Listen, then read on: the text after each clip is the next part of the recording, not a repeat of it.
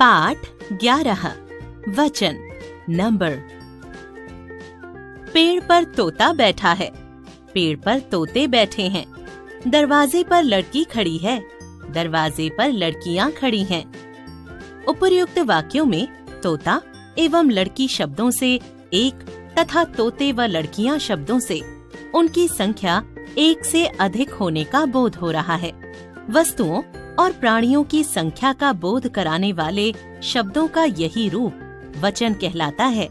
वचन का शाब्दिक अर्थ है संख्या, अतः ये शब्द संज्ञा, सर्वनाम, क्रिया और विशेषण की संख्या बताते हैं। संज्ञा आदि शब्दों के जिस रूप से उनकी संख्या एक या एक से अधिक होने का पता चले, उसे वचन कहते हैं। वचन के दो भेद होते हैं, एक वचन, दो बहुवचन। एक वचन सिंगुलर शब्द के जिस रूप से उसके एक होने का बोध हो, उसे एक वचन कहते हैं। जैसे लड़की गा रही है, चीता दौड़ रहा है, बस चल रही है।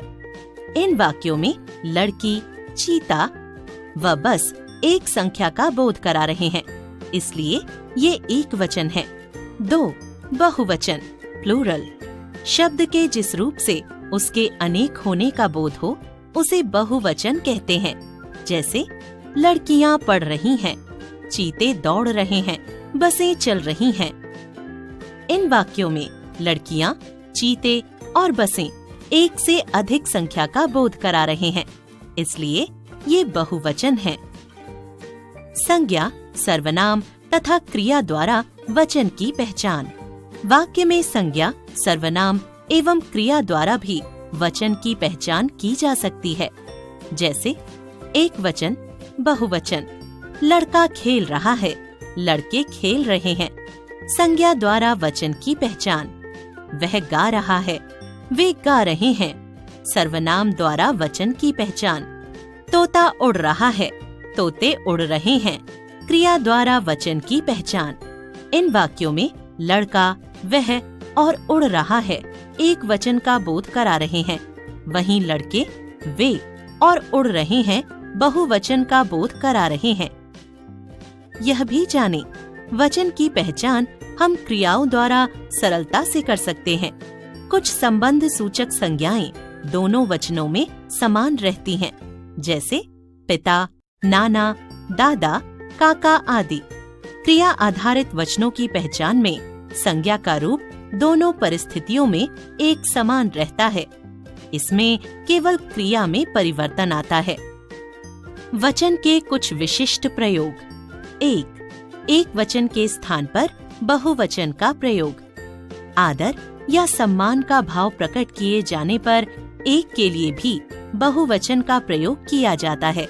जैसे पिताजी अखबार पढ़ रहे हैं, सुभाष चंद्र बोस नेताजी कहलाते हैं। आप कहाँ से आ रहे हैं?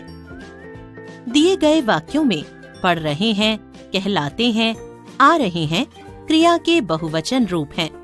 ये पिताजी, सुभाष चंद्र बोस और आप के प्रति सम्मान प्रकट कर रहे हैं, अतः ये सम्मान सूचक बहुवचन प्रयोग हैं। बड़प्पन दिखाने के लिए हम का प्रयोग बहुवचन में होता है। जैसे राजा ने अपने पुत्र से कहा, हम शिकार पर जा रहे हैं, तुम भी साथ चलो। यहाँ एक वचन राजा के लिए, हम जा रहे हैं, बहुवचन प्रयोग है। दो बहुवचन के स्थान पर एक वचन का प्रयोग। कई बार जातिवाचक शब्द एक वचन में प्रयुक्त होने के बावजूद बहुवचन का बोध कराते हैं। निम्नलिखित वाक्यों को ध्यानपूर्वक पढ़िए और समझिए। मेरे पास 1 करोड़ रुपया है। आगरा का पेठा प्रसिद्ध है। इन वाक्यों में रुपया और पेठा बहुवचन होने पर भी इनका प्रयोग एक वचन की तरह किया गया है। 3 सदैव बहुवचन में प्रयुक्त होने वाले शब्द। आंसू, दर्शन, केश, दर्शक, भाग्य, प्राण, लोग, रोम, समाचार, दाम, हस्ताक्षर, होश, श्रोता आदि। अशुद्ध प्रयोग, शुद्ध प्रयोग। मैच देखने दर्शक आया है। मैच देखने दर्शक आए हैं। श्रोता गीत सुनने आया है। श्रोता गीत सुनने आए हैं। गांधी जी का दर्शन हो गया। गांधी जी के दर्शन हो गए। शेर को देखकर उसका होश उड़ गया। शेर को देखकर उसके होश उड़ गए। हीना का केश काला है। हीना के केश काले हैं। मेरा आंसू निकल आया। मेरे आंसू निकल आए। मैंने हस्ताक्षर किया। मैंने हस्ताक्षर किए। भय से मेरा प्राण ही सूख गया। भय से मेरे प्राण ही सूख गए। 4. सदैव एक वचन में प्रयुक्त होने वाले शब्द। सोना, सामग्री, प्रजा, माल, सामान, आग, हवा, वर्षा, आकाश, घी, असत्य, दही, धरती, दूध, पानी, सत्य, बरसात, भीड़, जनता, बालू आदि। अशुद्ध प्रयोग, शुद्ध प्रयोग।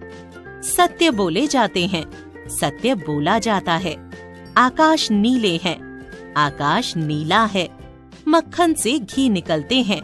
मक्खन से घी निकलता है। दूध स्वास्थ्यवर्धक है। दूध स्वास्थ्यवर्धक है। पानी साफ है। पानी साफ है। जनता की भीड़ लगे हैं। जनता की भीड़ लगी है। असत्य पहचान लिए जाते हैं। असत्य पहचान लिया जाता है। दही खट्टे हैं। दही खट्टा है। धरती हरे हैं। धरती हरी है। बरसात हो रहे हैं। बरसात हो रही है। एक वचन से बहुवचन बनाने के नियम। Rules to change the number. 1. अकारांत स्त्रीलिंग संज्ञा शब्दों के अंत में आए आ को ए में बदलते हैं। जैसे एक वचन, बहुवचन। दावत, दावतें। आँख, आँखें। बहन, बहनें। गाय, गायें। सड़क, सड़कें। भेड़, भेड़ें। पुस्तक, पुस्तकें। बात, बातें। रात, रातें। 2. आकारांत पुल्लिंग एक वचन संज्ञा शब्द के अंत में आ आए तो वह ए में बदल दिया जाता है। जैसे केला, केले। लड़का, लड़के। मोटा, मोटे। कुत्ता, कुत्ते। गधा, गधे। चरखा, चरखे। 3. इकारांत स्त्रीलिंग शब्दों के अंत में या जोड़कर बहुवचन बनाते हैं। जैसे एक वचन, बहुवचन। युक्ति, युक्तियाँ। पंक्ति, पंक्तियाँ। युक्ति, युक्तियाँ। पंक्ति, पंक्तियाँ। युक्ति, युक्तियाँ। पंक्ति, पंक्तियाँ। 4. ईकारांत स्त्रीलिंग शब्दों के अंत की ई को इया में बदलते हैं। जैसे साड़ी, साड़ियाँ। नदी, नदियाँ। थाली, थालियाँ। सती, सतियाँ। कली, कलियाँ। सखी, सखियाँ।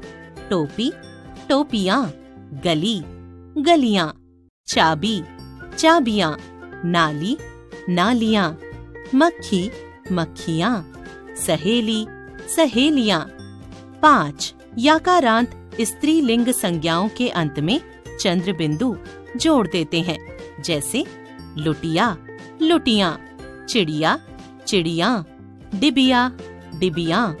पुड़िया, पुड़ियाँ। खटिया, खटियाँ। कुटिया, कुटियाँ। 6.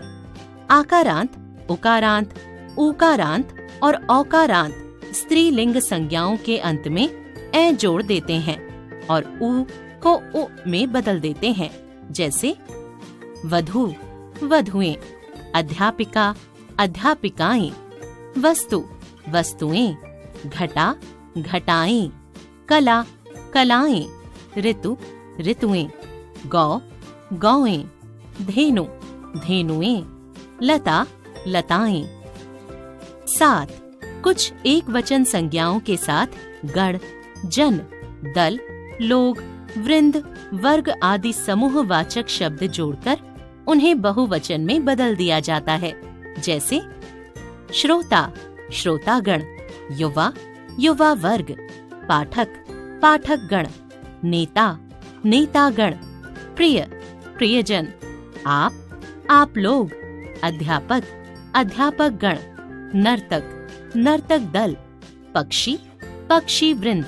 यह भी जाने, शब्द युग्मों को बहुवचन में बदलते समय केवल अंतिम शब्द में बदलाव आता है।